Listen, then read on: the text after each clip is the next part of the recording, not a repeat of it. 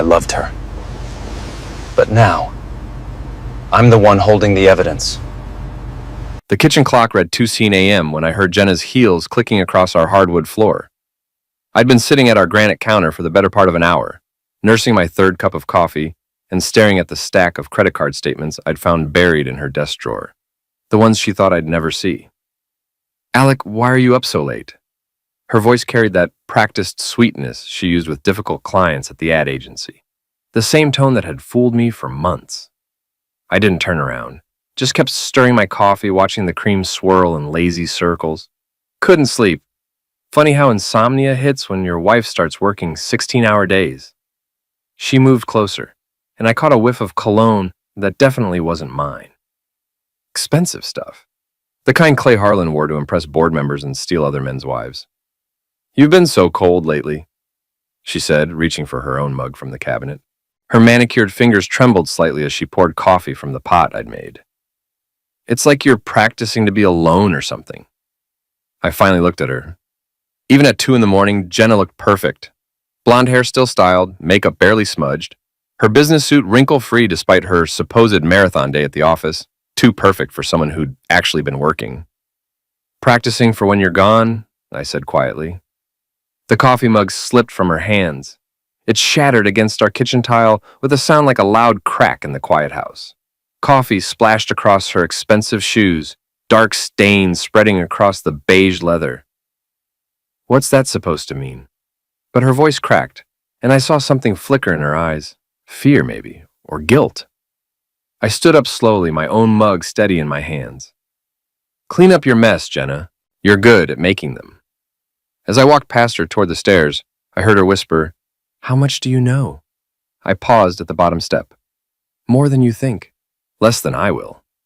The next morning, I drove to Riverside Print Shop like nothing had happened. My little kingdom in an old converted mill, where I managed a crew of 3 guys who thought corporate espionage meant stealing staplers. Eddie Kowalski was already at his press, a cigarette dangling from his lips despite the no-smoking policy I'd given up enforcing years ago. "Morning, boss. You look like heck warmed over." "Thanks for the pep talk, Eddie." I grabbed my coffee from the break room and settled at my desk. Through my office window, I could see the Penobscot River flowing toward the harbor, carrying debris and secrets out to sea. "Everything okay at home?" Eddie had worked here longer than anyone, back when my predecessor ran the place into the ground. He knew everyone's business in this town, including mine. "Define okay." "Well, I saw your missus yesterday evening down by the marina. Fancy dress, not her usual crowd." I looked up from the invoices I'd been pretending to review. "What time?" "Around 7. She was with that slick guy from the big ad agency downtown, Harlan, I think. They looked pretty cozy getting on his boat." 7 o'clock. The same time she'd texted me about working late on the Morrison account. The same time I'd been heating up leftover pizza for one and wondering when my marriage had become a solo act. "Thanks for letting me know." Eddie stubbed out his cigarette and gave me a look that said he understood more than he was letting on. "You need anything, boss? You just holler." That afternoon, I made a decision that would change everything. I drove to Radio Shack and bought a small digital camera, the kind paranoid spouses use to catch cheating partners. Then I stopped at Best Buy for a GPS tracker, telling the teenage clerk it was for my elderly mother's car. Frank Morrison met me at Murphy's Tavern that evening. We'd been friends since high school, back when he was the star quarterback, and I was the smart kid who wrote his English papers. Now he was a retired cop turned private investigator, and I was a guy whose wife was practicing to leave him. "You sure about this, Alec?" Frank nursed his beer and studied the equipment I'd spread across our corner table. "Once you go down this road, you can't unknow what you find." "I already know, Frank. I just need proof." "What's your endgame here? Divorce court?" I thought about that for a moment. "Justice." Frank raised an eyebrow. "That's a dangerous word." "So is betrayal." The next week, I became a different person. By day, I was still Alec Moreland, mild-mannered print shop manager. By night, I was a man with a mission and nothing left to lose. The GPS tracker went under Jenna's BMW while she showered. The camera found a home in my jacket pocket. I started paying attention to details I'd ignored for months. The new lingerie that never made an appearance in our bedroom, the hushed phone calls that ended when I entered the room, the way she'd started showering immediately after coming home from her late meetings.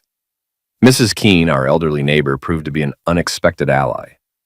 She'd been watching the comings and goings on Maple Street for 40 years, and she was happy to share her observations with someone who finally asked the right questions.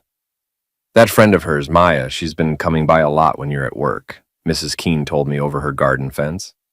Always in a hurry, always looking around like she's up to something. And your wife, she's been getting deliveries, flowers, packages. Never when you're home, though. What kind of packages? The kind young women get from men who aren't their husbands. The GPS tracker led me to the Riverside Marina on a Thursday evening in late September. I parked my pickup truck behind a seafood restaurant and watched Jenna's BMW pull into the marina parking lot at exactly 7:30 p.m. She wasn't alone. Clay Harlan emerged from the passenger side, straightening his tie and checking his reflection in the car window. Even from a distance, I could see his predatory smile. The way he placed his hand on the small of my wife's back as they walked toward the docks. I raised the camera and started shooting. Through the telephoto lens, I watched my marriage die in real time. Jenna laughed at something Clay said, throwing her head back in that way she used to laugh at my jokes. He pulled her close, his hands wandering to places that belonged to me. She didn't resist. They boarded at a 30-foot cabin cruiser named Executive Decision. How perfectly appropriate. For 2 hours, I sat in my truck and documented their affair. When they finally emerged, Jenna's hair was messed up and Clay's shirt was untucked. They kissed goodbye like teenagers, all passion and promises. I followed Clay's Lexus to his waterfront condo, noting the address and taking more photos. Then I trailed Jenna home, arriving 20 minutes after she did. "How was work?" I asked when she came downstairs in her robe, her hair still damp from another post-affair shower. "Exhausting. The Morrison account is ending me." "I bet it is." She gave me a sharp look. "What's that supposed to mean?" "Nothing, just making conversation with my wife."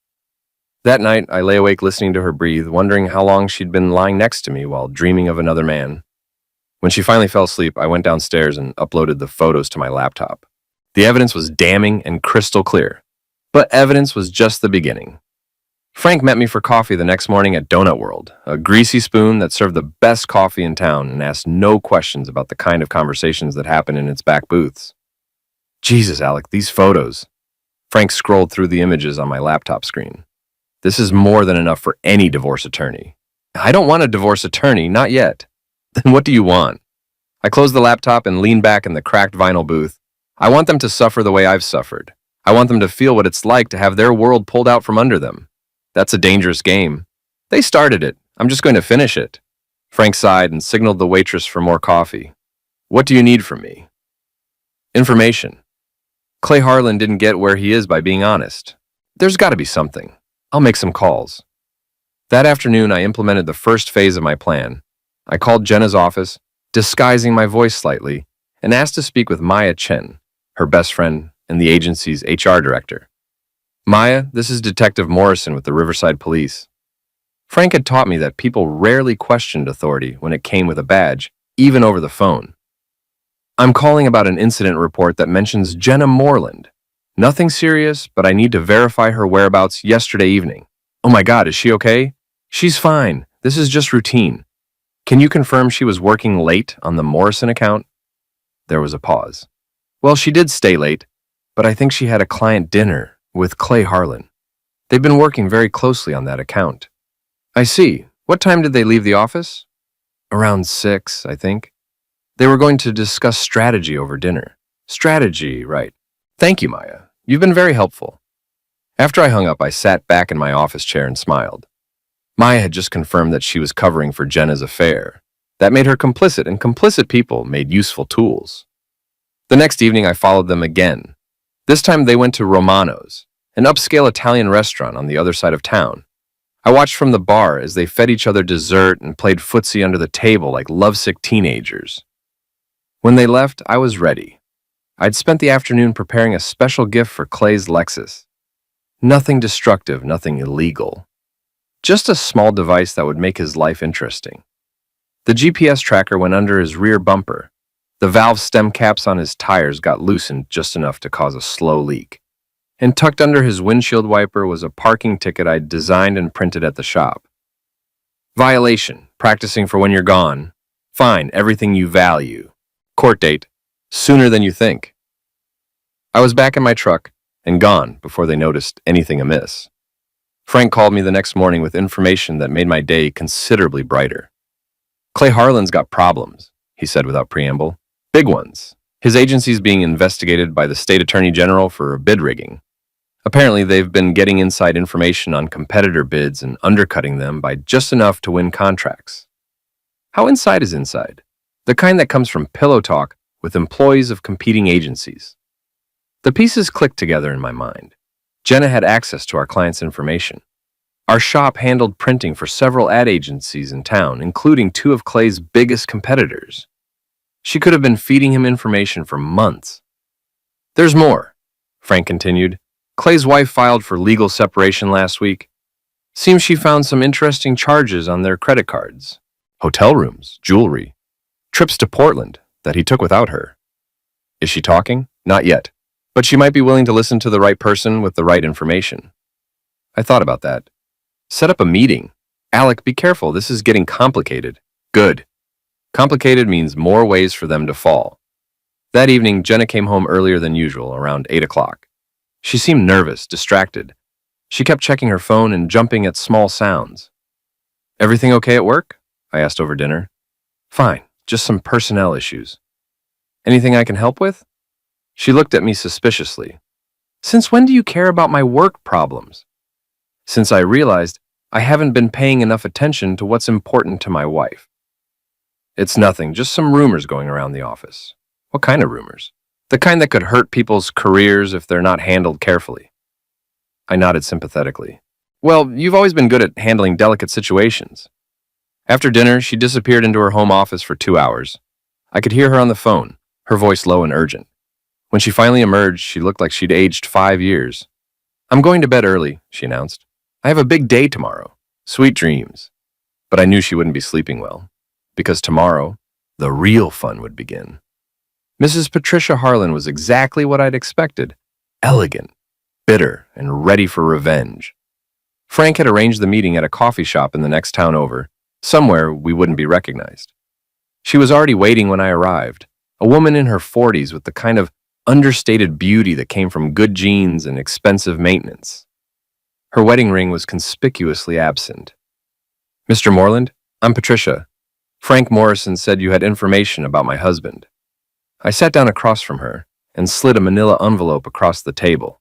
I'm sorry we're meeting under these circumstances. She opened the envelope and examined the photographs. Her face remained composed, but I saw her jaw tighten. How long has this been going on? At least 3 months that I can prove. Probably longer. Your wife is very beautiful. So are you. But apparently that's not enough for men like ours. Patricia closed the envelope and looked at me directly. What do you want from me? Justice. For both of us. What kind of justice? I leaned forward. The kind that makes them pay for what they've stolen from us. Our trust, our dignity, our futures. They think they're smarter than we are, that we're just obstacles to be managed. I think it's time we prove them wrong. What did you have in mind? Clay's in trouble with the state attorney general.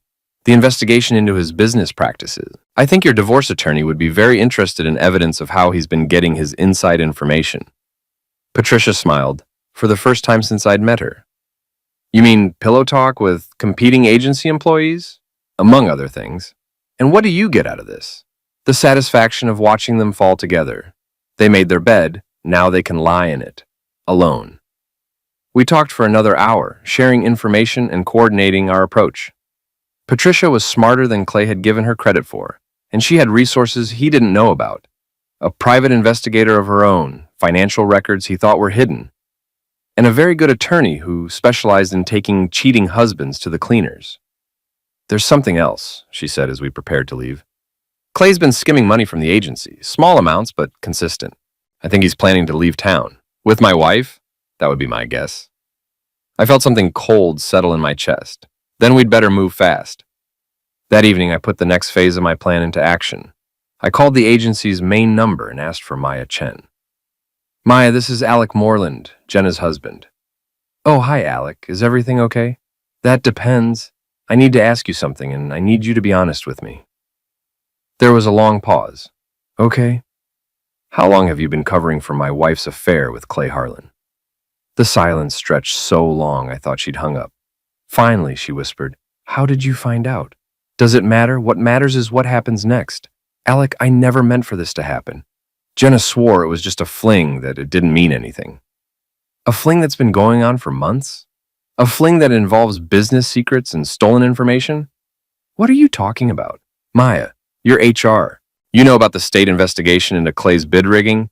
You know Jenna has access to competitor information through our print shop. Connect the dots. I could hear her breathing heavily on the other end of the line. Oh my God, she's been feeding him information. And you've been providing her alibi. That makes you an accessory. What do you want from me? The truth, all of it, in writing. I can't do that. It would destroy my career. Your career's already destroyed, Maya. The question is whether you go down with them or help yourself by helping me. Another long pause. What kind of help? I want copies of Jenna's emails, her calendar, any documentation of her meetings with Clay. I want proof of the information sharing. And I want it tonight. That's illegal. I could go to prison. You could go to prison anyway. At least this way, you might get a deal. 3 hours later, Maya met me in the parking lot of a 24-hour diner on the outskirts of town. She looked like she'd been crying, her mascara smudged and her hands shaking as she handed me a flash drive. Everything's on there, she said. Emails, calendar entries, even some recorded phone calls. The system automatically backs up all communications. Recorded phone calls? Clay didn't know, but Jenna sometimes put him on speaker when I was in her office. The system recorded everything. I plugged the flash drive into my laptop and scrolled through the files. It was a treasure trove of evidence. Emails discussing bid information, calendar entries for secret meetings, and audio files that would make a prosecutor's day. In one particularly damning recording, I heard Clay's voice clearly. The Morrison printing contract is worth $2 million. If we can undercut their current vendor by 15%, it's ours. Your husband's shop does their current printing, right? Can you get me their pricing structure? And Jenna's reply, I can get you anything you need, baby. Alec never locks his office. I felt sick. She hadn't just betrayed our marriage, she'd betrayed my business, my employees, my clients.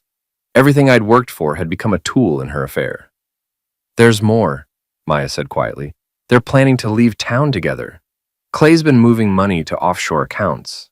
Jenna's been copying client lists and contact information. When?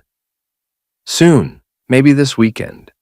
Clay's wife is getting suspicious and the state investigation is heating up. I closed the laptop and looked at Maya. Thank you. This takes courage. It takes guilt, she corrected. I should have stopped this months ago. You're stopping it now. That's what matters. The next morning, I made several phone calls. The first was to Patricia Harlan's attorney. The second was to the state attorney general's office. The third was to Frank Morrison. It's time, I told him. Set everything in motion. You sure about this? Once we pull this trigger, there's no going back. I've been practicing for when they're gone, I said. I'm ready for them to be gone. That afternoon, I went to work as usual, but I couldn't concentrate on invoices and printing schedules. Every few minutes, I found myself checking my phone, waiting for news. It came at 3:47 p.m. Frank called with an update that made my entire week. State investigators just raided Clay's office. They're seizing computers, files, everything. And Patricia's attorney filed an emergency motion to freeze all of Clay's assets pending the divorce proceedings. What about Jenna? That's the beautiful part. She was in Clay's office when the raid happened. They questioned her for 2 hours. I leaned back in my office chair and smiled. How did she explain her presence? She couldn't, especially when they played some of those audio recordings Maya gave you. Eddie knocked on my office door. Boss, your wife's on line 2. She sounds upset. I picked up the phone. Hello, Jenna. Alec, I need you to come pick me up. My car won't start and I'm stranded downtown. Where downtown? The police station. The police station? Why are you at the police station? It's complicated. Can you just come get me? I'll be right there. But I wasn't in any hurry. I finished reviewing the day's invoices, locked up my office, and drove slowly through downtown traffic. When I finally arrived at the police station, Jenna was waiting on the front steps, looking smaller and more vulnerable than I'd seen her in years. She got into my truck without speaking, staring straight ahead as I pulled into traffic. Want to talk about it? I asked finally. Not really. Okay, but eventually you're going to have to explain why my wife was at the police station in the middle of a workday. She turned to look at me, and I saw something I'd never seen before in her eyes. Fear. How much do you know? She asked quietly. Everything, I replied. Absolutely everything. The silence in my truck was deafening as we drove home. Jenna stared out the passenger window, her reflection ghost-like in the glass. I could see her mind working, calculating, trying to figure out how much damage control she needed to do. She had no idea it was already too late for damage control. When we pulled into our driveway, she finally spoke. We need to talk. Yes, we do. Inside the house, she poured herself a large glass of wine while I made coffee. Normal domestic routine in a situation that was anything but normal. The police think I'm involved in Clay's business problems, she began carefully. Are you? Not the way they think. I sat down across from her at our kitchen table, the same table where we'd shared thousands of meals, made plans for our future, discussed our dreams. Now it felt like a negotiating table between enemies. Then how are you involved, Jenna? She took a large gulp of wine. Clay and I have been seeing each other. I know. Her head snapped up. You know?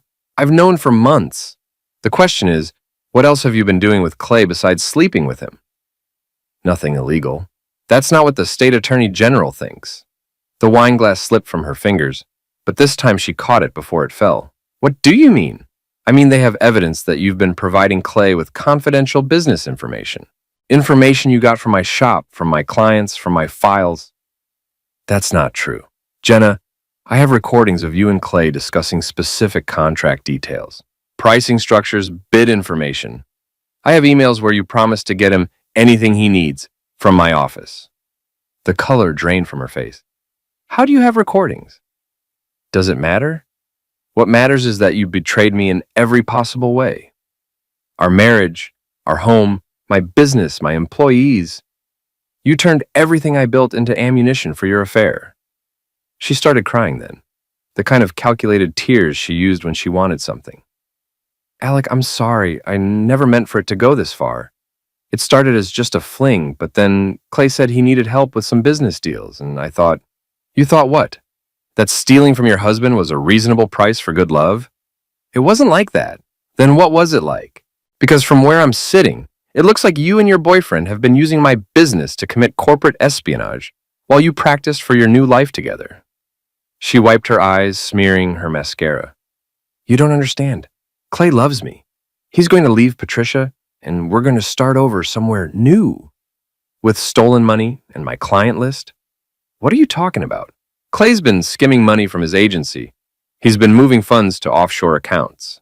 And you've been copying my client information to take with you when you disappear together.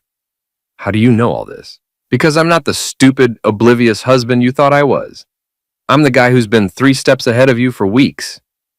Jenna stood up abruptly, pacing to the window that overlooked our backyard. What do you want from me, Alec? What's it going to take to make this go away? It's not going away. Clay's business is finished. The state has enough evidence to prosecute him for bid rigging, money laundering, and tax evasion. His wife is taking him for everything he's worth in the divorce, and you're going to be charged as an accessory. That's not possible. Maya gave them everything, every email, every phone call, every meeting. She's cooperating with prosecutors in exchange for immunity. Jenna spun around to face me. Maya wouldn't do that to me. Maya's trying to save her own career. She's not going down with you and Clay. You orchestrated this. You set us up. I documented what you were already doing. The only thing I orchestrated was making sure the right people saw the evidence. She sank back into her chair, the fight going out of her. What happens now? Now you face the consequences of your choices? And us? Our marriage? I looked at my wife, this woman I'd loved for 8 years, and felt nothing but disappointment. There is no us, Jenna. There hasn't been for months. You made that decision when you chose Clay. I can end it with him. We can work this out. Even if I believed you, which I don't, it's too late. Clay's finished, and you're going down with him. My phone rang. Frank Morrison. Alec. You need to turn on Channel 8 News. Now. I grabbed the remote and switched on our kitchen TV. The local news was running a breaking story about the raid on Clay's advertising agency. There was footage of investigators carrying boxes of evidence, interviews with shocked employees, and a very unflattering photo of Clay being escorted to a police car. The reporter's voice filled our kitchen. Clayton Harlan, CEO of Harlan and Associates Advertising, was arrested this afternoon on charges of bid rigging, corporate espionage, and money laundering. Sources close to the investigation say the scheme involved obtaining confidential information from competing agencies through personal relationships. Jenna made it sound like a wounded animal. The story continued. Also under investigation is Jennifer Moreland, an employee of a local printing company who allegedly provided Harlan with sensitive business information. The State Attorney General's office says this case represents one of the largest corporate espionage schemes in Maine history. I turned off the TV. Well, there it is. You're famous. This will ruin me. You ruined yourself. I just made sure everyone could see it. She looked at me with something approaching hatred. You did this because you're jealous, because Clay could give me things you never could. What things, Jenna? A criminal record, a destroyed reputation, prison time? He loves me. Clay loves Clay. You were just a useful tool, a way to get information and someone to blame when it all fell apart. That's not true. Then where is he now? Why isn't he here, trying to protect you? Why isn't he calling to make sure you're okay? She reached for her phone, but I could see in her face that she already knew the answer. Clay was protecting himself, and she was expendable. I need a lawyer, she said quietly. Yes, you do. A good one. Will you help me find one? I stood up and poured my cold coffee down the sink. No, Jenna, I won't. You made your choices, and now you get to live with them. Just like I've had to live with the consequences of trusting you. Where am I supposed to go? What am I supposed to do? I don't know, and I don't care. But you can't stay here. This is my house, too. Actually, it's not. I bought this house before we got married. It's in my name only. Always has been. You can't just throw me out. I'm not throwing you out. I'm asking you to leave. There's a difference. And if I refuse, then I'll call the police and report that someone who's under investigation for corporate espionage is living in the same house as the victim of that espionage. I don't think they'll be comfortable with that arrangement. Jenna stared at me like she was seeing me for the first time. When did you become so cold? When I started practicing for When You're Gone, and now you're gone. She went upstairs to pack. I could hear her moving around in our bedroom, opening drawers, closing suitcases. When she came back down an hour later, she had 2 bags and a look of desperate determination. This isn't over, Alec. Yes, it is. Clay and I will figure something out. We'll start over somewhere else. Clay's assets are frozen. He's facing federal charges. His passport's been confiscated. He's not starting over anywhere. You don't know that. I know that Patricia's attorney filed papers this morning to seize everything Clay owns. I know that the FBI is investigating his offshore accounts. I know that his business is finished and his reputation is destroyed. Most importantly, I know that men like Clay don't go to prison for women like you. They cut deals and save themselves. She stood in our front hallway surrounded by the remnants of her old life, and I almost felt sorry for her. Almost. I loved you once, she said. I loved you too. But love isn't enough when there's no trust, no respect, no loyalty. You threw away 8 years for what? A few months of excitement with a man who used you? He didn't use me. Then why are you standing here alone while he's probably cutting a deal with prosecutors right now? She didn't have an answer for that. After she left, I sat in my empty house and felt something I hadn't experienced in months. Peace. The constant tension, the nagging suspicion, the feeling that I was living a lie. All of it was gone. But I wasn't finished yet. The next morning brought news that exceeded even my expectations. Frank called while I was having coffee and reading the newspaper coverage of the scandal. Clay's singing like a canary, he said without preamble. His lawyer worked out a plea deal. He's giving up everyone, business partners, co-conspirators, the works. What about Jenna? That's the beautiful part. He's claiming she was the mastermind. Says she seduced him and convinced him to use the information she was stealing from your shop. I almost choked on my coffee. He's blaming her? Completely. His story is that she approached him with inside information and threatened to expose an affair they'd had unless he used it. He's painting himself as the victim of blackmail and extortion. That's ridiculous. Of course it is. But it's also brilliant. Clay gets a reduced sentence for cooperation, and Jenna becomes the primary target of prosecution. I felt a mixture of satisfaction and disgust. Satisfaction that Clay was proving exactly what kind of man he was, and disgust that Jenna had chosen him over me. There's more, Frank continued. Patricia Harlan wants to meet with you again. About what? Apparently, Clay had a lot more secrets than just the affair. She found some things that might interest you. We met at the same coffee shop as before, but Patricia looked different this time. More confident, less bitter. The look of a woman who was winning. Clay kept records of everything, she said, sliding a folder across the table, including his relationship with your wife. I opened the folder and found photographs, hotel receipts, restaurant bills, and even love letters. But more interesting were the business documents. Copies of contracts Clay had won using information Jenna provided, financial records showing how much money the scheme had generated, and a detailed timeline of their activities. He documented everything. Clay's always been paranoid about protecting himself. He never trusted anyone completely, including Jenna. Why are you showing me this? Because I want you to understand something. Your wife wasn't just having an affair. She was Clay's business partner. This whole thing was as much her idea as his. I studied the documents more carefully. There were emails from Jenna to Clay with detailed pricing information for my clients, copies of contracts she'd photographed in my office, and even a business plan for expanding their operation to other cities. They were planning to franchise corporate espionage? In a way, Clay was going to use the money they made here to start similar operations in other markets. Your wife was going to be his partner in all of it. Until they got caught. Until you caught them. Patricia leaned back in her chair and smiled. Clay thought he was so smart. He thought he could manipulate everyone, me, your wife, his business partners, even the prosecutors. But he never counted on the husband he'd dismissed as irrelevant. I wasn't irrelevant. No, you weren't.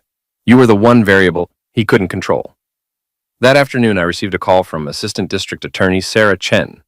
No relation to Maya, despite the shared surname. Mr. Moreland, I'd like to discuss your role in our case against Clayton Harlan and Jennifer Moreland. What kind of role? As a victim and as a witness. Your business was used as a source of stolen information, and you were instrumental in exposing the scheme. I'm happy to cooperate. Good. There's something else. We'd like you to consider making a victim impact statement when this goes to trial. What would that involve? You'd have the opportunity to address the court about how this crime affected you personally and professionally. It can be very powerful testimony. I thought about that. The chance to look Jenna and Clay in the eye and tell them exactly what their betrayal had cost me. I'd like that very much. The trial was set for 6 months later, but the real justice came much sooner. Within a week of Jenna's arrest, word spread through our small business community about what had happened. The story was too juicy to keep quiet. The cheating wife, the corrupt businessman, the husband's revenge. Everyone had an opinion, and most of those opinions weren't favorable to Jenna and Clay. Clay's advertising agency collapsed within a month. Clients fled, employees quit, and creditors circled like vultures. The building was sold to pay debts, and Clay's name became synonymous with corporate corruption in our town. Jenna found herself unemployable. No agency would hire someone under federal investigation for corporate espionage. She took a job waiting tables at a diner on the outskirts of town, a spectacular fall from her former position as a senior account executive. But the real satisfaction came from an unexpected source. Maya Chen called me on a Thursday evening in November. Alec, I thought you should know. Jenna came to see me today. What did she want? Money. She's broke, her lawyer's expensive, and she can't make rent on her apartment. What did you tell her? I told her that helping her is what got me into this mess in the first place. I'm not making that mistake again. How did she take it? Not well. She blamed you for everything. Said you destroyed her life out of spite. Spite? Her words. She seems to think you should have just divorced her quietly and let her start over with Clay.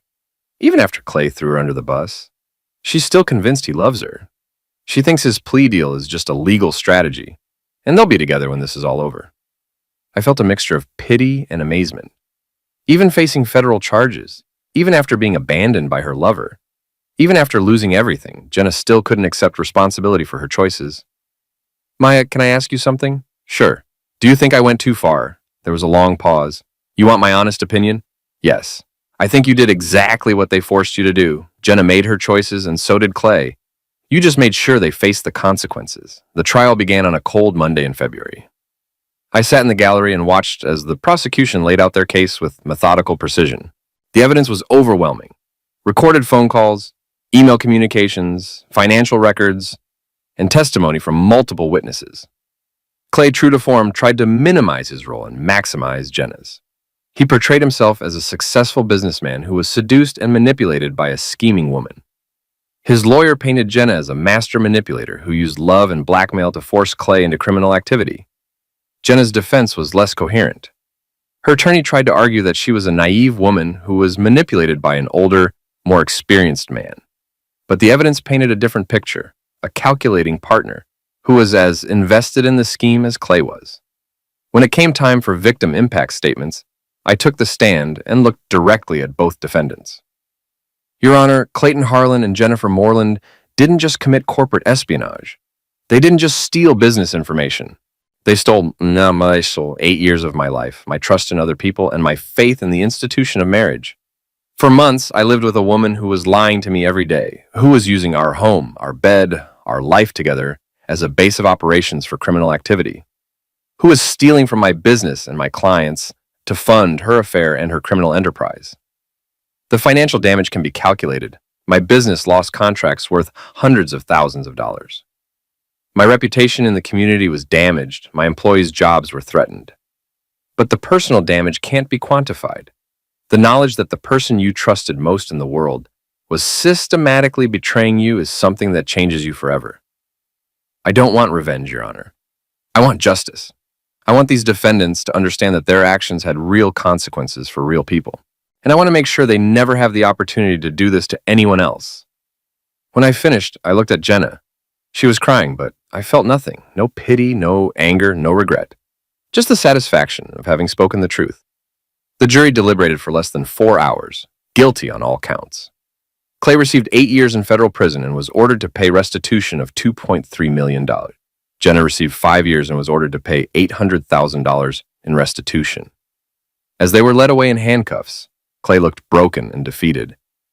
But Jenna looked at me with pure hatred, as if I was responsible for her choices. I walked out of the courthouse into the cold February air and felt something I hadn't experienced in almost 2 years: freedom. 6 months after the trial, I was sitting in my office at the print shop when Eddie knocked on my door. "Boss, there's someone here to see you." Patricia Harlan walked in, looking relaxed and happy in a way I'd never seen before. "How are you, Alec?" "Good, really good. How about you?" "Excellent.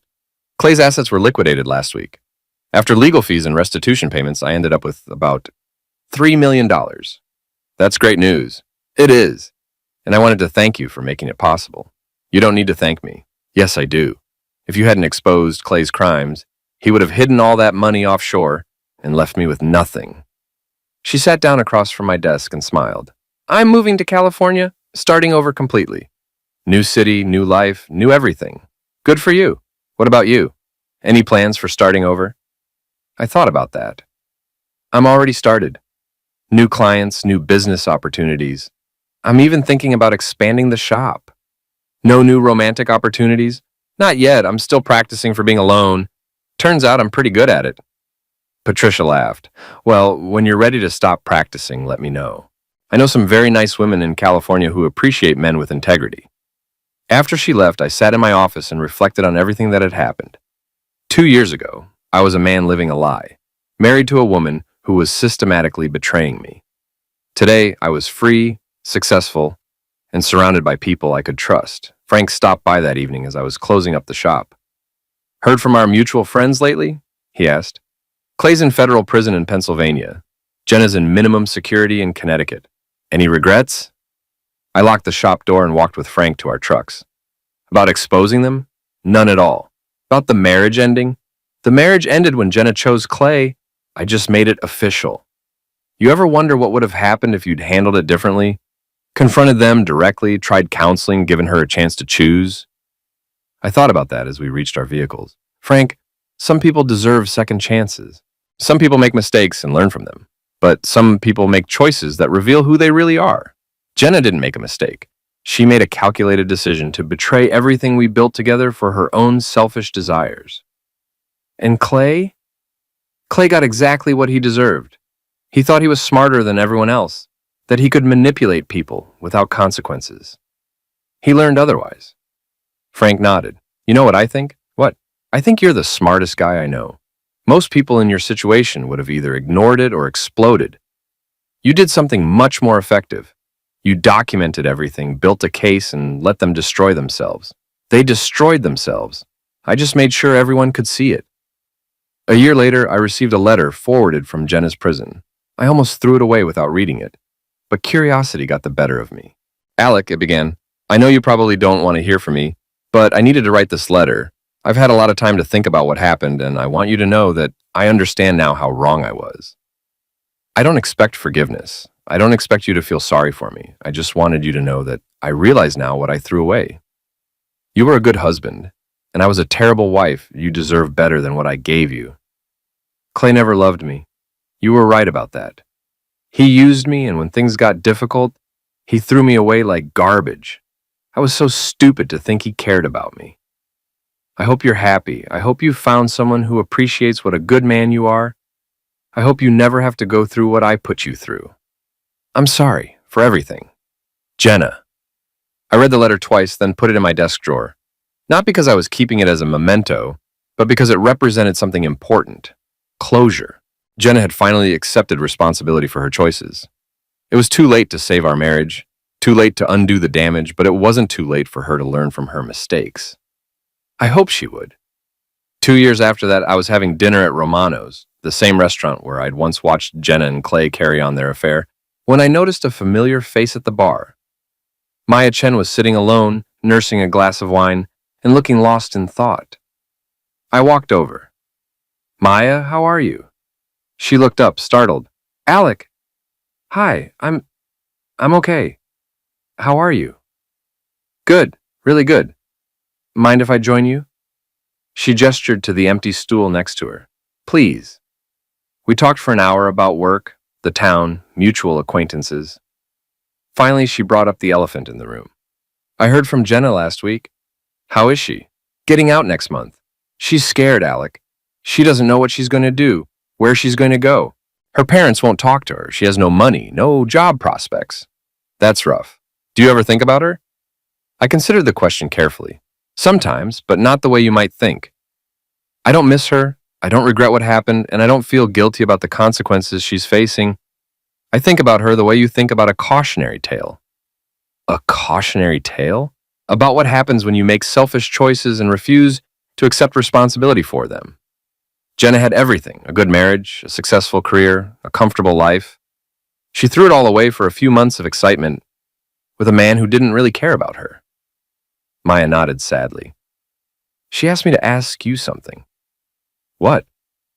If you'd be willing to write a letter of recommendation for her, to help her find work when she gets out. I almost laughed. She wants me to recommend her to potential employers after she stole from my business and betrayed my trust?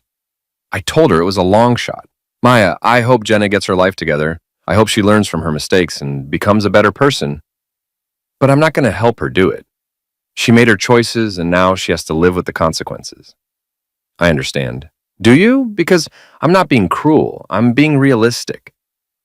Jenna needs to rebuild her life on her own, using her own resources and her own efforts. If I help her, if anyone from her old life helps her, she'll never truly learn from what happened. Maya finished her wine and stood up. You're probably right. You usually are. As she walked away, I reflected on how much had changed. 4 years ago, I was a man living in denial, ignoring the signs of his wife's betrayal. Today, I was a man who understood the difference between forgiveness and enabling, between compassion and foolishness. I had learned to trust my instincts, to value myself, and to demand honesty from the people in my life. Most importantly, I had learned that sometimes the best thing you can do for someone is let them face the consequences of their own choices. The print shop was thriving. I had hired 3 new employees and expanded into digital marketing services. My personal life was good too. I was dating a woman named Sarah, who worked as a librarian and appreciated quiet evenings, honest conversation, and men who said what they meant. Frank and I still met for coffee every week, and he never tired of reminding me that I had handled the situation perfectly. You know what the best part is? He said one morning over coffee and donuts. What's that? You didn't become bitter. You didn't let what Jenna did turn you into a cynical, angry person. You dealt with the problem and moved on. I had good friends to help me through it. You had good instincts and the courage to trust them. That evening, I was working late at the shop when my phone rang. Unknown number. Alec, it's Jenna. I hadn't heard her voice in almost 4 years. It sounded different, smaller, less confident. Hello, Jenna. I wanted to call and thank you. Thank me for what? For not helping me when I asked. Maya told me you refused to write a recommendation letter. That's right. I was angry at first, but now I understand. You were right to make me do this on my own. How are you doing? Better than I expected. I found a job at a nonprofit in Portland. It's not glamorous, but it's honest work helping people who've made mistakes get back on their feet. I'm good at it because I understand what they're going through. That's good to hear. Alec, I want you to know that I'm grateful for everything that happened. Not grateful that I went to prison or lost everything, but grateful that I was forced to confront who I really was and who I wanted to become. I'm glad you found your way. Are you happy? Yes, very happy. Good. You deserve to be happy. You deserve better than what I gave you. Jenna, can I tell you something? Of course. I forgive you. Not because you asked for it, and not because I think what you did was okay. I forgive you because holding on to anger was hurting me more than it was hurting you. I forgive you so I can move forward completely. There was a long silence. Then, thank you. That means more to me than you know. Take care of yourself, Jenna. You too, Alec. And Alec, you were practicing for when I was gone, but I don't think you needed the practice. You were always strong enough to be on your own. I just never gave you credit for it. After I hung up, I sat in my office and realized that this was the end of the story. Not just the end of my marriage to Jenna, but the end of the anger, the betrayal, the need for revenge. I had gotten justice. She had learned from her mistakes, and we had both moved on to better lives. I locked up the shop and drove home to my house, the same house I'd shared with Jenna, but now filled with new memories, new possibilities, and new love. Sarah was waiting for me with dinner and a smile, and for the first time in years, I felt completely, genuinely happy. I had stopped practicing for when Jenna was gone because she was truly gone. And what remained was a life built on honesty, trust, and the knowledge that I would never again settle for less than I deserved.